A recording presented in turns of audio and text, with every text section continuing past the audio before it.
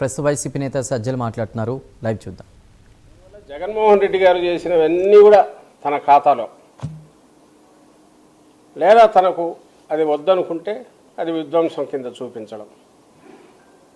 ఈ పరంపరలో చంద్రబాబు నాయుడు గారు చేస్తున్న ఈ పరంపరలో కొత్తగా కలికితురాయి లాంటిది, క్రెడిట్ చోరీ పరంపరలో కలికితురాయి లాంటిది ఈ మధ్య స్టీల్ది ఒకటి అయిపోయింది. ఇప్పుడు భోగాపురం, కడప దగ్గర స్టీల్ ప్లాంట్ అందరూ గమనించారు. ఇప్పుడు భోగాపురం ఇంటర్నేషనల్ ఎయిర్పోర్ట్, దాని మీద మాకు అభ్యంతరం. క్రెడిట్ చోరీ చేసుకున్నా కూడా పోనీ, అంత ఒక మాట విష ప్రచారం చేస్తున్నారు. ఈరోజు మాట్లాడిన మొత్తం అంటే ఇటువైపు పాపం మోడీ గారు ఆయన ప్లెయిన్గా పాలిటిక్స్ లేకుండా మాట్లాడినట్టున్నారు. ఒక ఎయిర్పోర్టు డెవలప్మెంట్, దాని అవసరం, వీటి గురించి మాట్లాడినట్టున్నారు. కానీ ఇక్కడ ఎవరైతే మనకు ముగ్గురు ముఖ్యమంత్రులు ఉన్నారో, ఒకరు డమ్మీ సీఎం చంద్రబాబు నాయుడు గారు, 2 డిఫాక్టో సీఎం లోకేష్ గారు, 3 డిప్యూటీ సీఎం పవన్ కళ్యాణ్ గారు. ముగ్గురి మాటల్లో కూడా దొర్లింది ఒక్కటే, ఏంటంటే ఎర్ర బస్సు కూడా రాదని ఎగతాళి చేసిన దగ్గరికి ఎయిర్ బస్ తెచ్చాము. సరే, 4వ వ్యక్తి ఇంకొకరు చేరారు. ఇప్పుడు కన్సర్న్డ్ మినిస్టర్ ఆయన రామ్మోహన్ నాయుడు, తను కూడా అదే అందుకున్నట్టున్నాడు. ఎందుకంటే స్క్రిప్ట్ ఒకటే రాయించుంటాడు కదా, 4 సేమ్ దీని నుంచి వచ్చారు. అందువల్ల శ్రీనివాస వర్మన ఆయనకు రాయించినట్లే, ఆయన దాంట్లో వచ్చినట్లేదు అనుకుంటా, ఆ మాట అన్నట్లేడు. ఎర్ర బస్సు ఎయిర్ బస్ అనేది వీళ్ళ మాటల్లో వచ్చింది. సో ఆ నలుగురు ఈ ముగ్గురు కీలకమైన వాళ్ళు ఎవరైతే ఉన్నారో వీళ్ళ నోటి నుంచి ఒకటే వచ్చింది, ఏంటంటే అసలు ఆ స్టేజ్ కూడా కాదు. నిజంగా ఇంటర్నేషనల్ ఎయిర్పోర్ట్ స్టార్ట్ చేసేటప్పుడు ఆ లెవెల్ ఆఫ్ ఇదియట్ ఉండాలి. నీ ప్రజెంటేషన్ కానీ పొలిటికల్ వీటికి రాకూడదు. అక్కడికి అన్నట్టున్నాడు ఒకట చంద్రబాబు నాయుడు గారు, గత ప్రభుత్వం విధ్వంసం ఇలాంటిది ఏదో వాడినట్టున్నాడు నాకు తెలిసి. కానీ గొడ్డలి ఇడ్డలి అనలేదు, ఆ మేరకు వదిలేసినాడు. లేకుంటే తన ధోరణిలో పట్టింది అదే కాబట్టి వచ్చేవేమో, అది అనలేదు. కానీ మిగిలిన వాటిలో స్థాయి చూస్తే పొలిటికల్ దీంట్లోకి తీసుకురావాలి అనేది కనపడింది. అందులో భాగంగానే ఈ మాట మాట్లాడారు.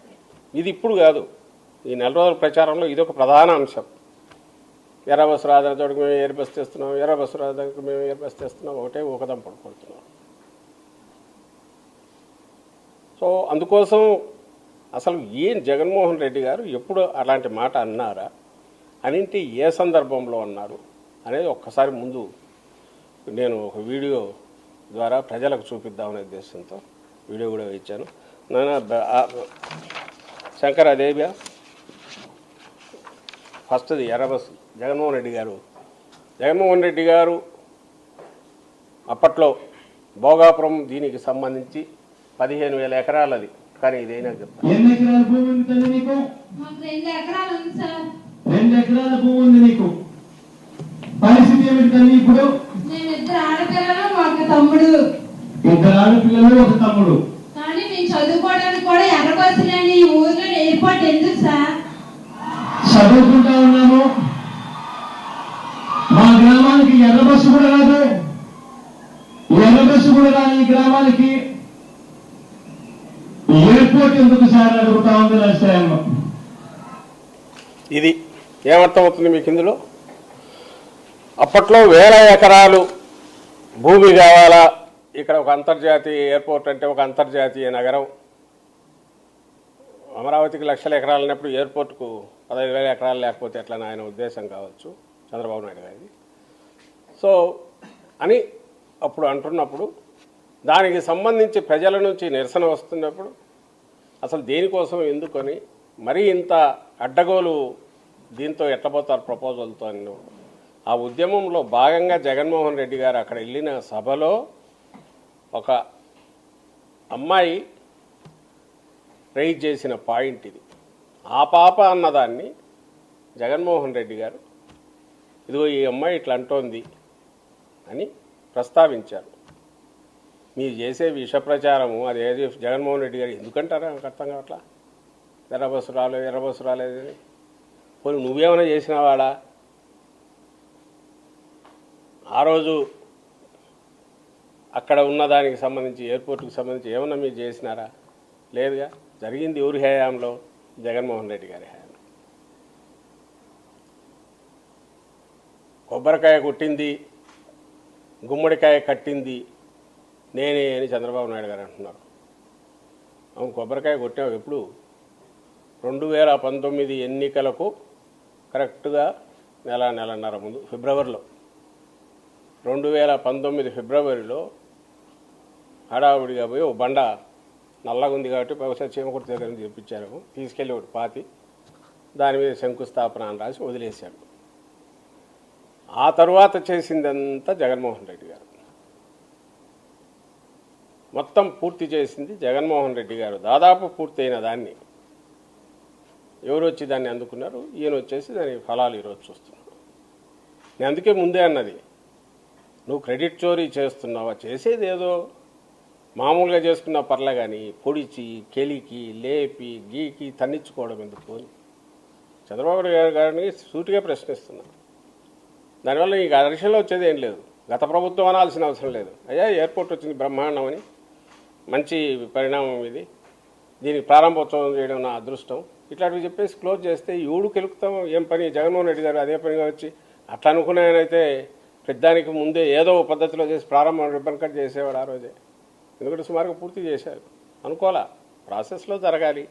గవర్నమెంట్లు వస్తుంటాయి పోతుంటాయి, దానికి ప్రత్యేకమైన ఇది చేయాల్సిన అవసరం లేదు. సో పోలవరం ప్రాజెక్టులో నీళ్లు వదిలేటప్పుడు కూడా నా 10 నెలల్లోనే 20 నెలల్లో జరిగిందని జగన్మోహన్ రెడ్డి గారు అనలా. ఈ లక్షణం ఈయనకే ఎందుకుందంటే ఏమి చెయ్యడు కాబట్టి అందరూ చేసిన వాటిని క్రెడిట్లోకి తీసుకోవాలంటారు కాబట్టి ఈరోజు భోగాపురం కూడా అదే ఖాతాలో వేయాలంటున్నారు కాబట్టి ఒక అబద్ధాన్ని అక్కడ కూడా ఇచ్చేశాడు. అందులో భాగమే ఇది. వినడానికి ఎవరికైనా నిజంగానే అనిపిస్తుంది, ఎందుకు అబ్బా ఇట్లెందుకు అన్నారని.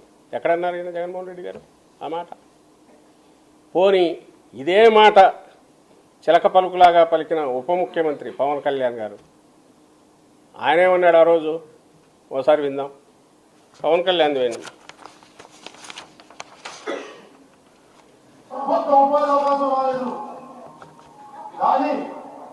ఈ రోజు మీరు ఏదో 1-2 చెప్పి మొత్తం అంతా ఎంత తిప్పి పెడితే 5% కూడా మీరు ఉపయోగించలేదు. కానీ భూముల వరకు ఆ కంపెనీల చేతిలో ఉండిపోయాయి.